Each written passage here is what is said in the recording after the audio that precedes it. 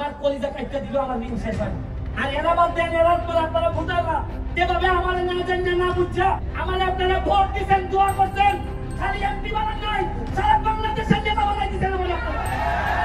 আপনারা ভাই মহাসড়কে যাইতেছে, মাধবপুর সোনারগাঁও মহাসড়কে যাবে, 6 লেন হইতেছে, আপনাদের যে ইন্ডাস্ট্রিয়ালাইজেশন হচ্ছে, সাথে যদি আমি পর্যটন নগরী করতে পারি, মনে রাখেন মৃদু অন্তত পুরো আমেরিকা না পারে মধ্যপ্রাচ্য বানায় ছেড়ে দিব আমি মাধবপুর। আমার কোনো সম্পদ নাই, আমার ঢাকায় কোনো ফ্ল্যাট নাই, আমার কোনো প্লট নাই, আমার আমেরিকা লন্ডনে আমার পরিবার মানে আমার বউ বাচ্চা, তাদের কোনো সম্পদ নাই। আমি কথা দিচ্ছি যতদিন এমপি থাকবো মাধবপুর সোনারঘাটে, আমি আমার পরিবার 100 টাকার মালিক আমি হব না।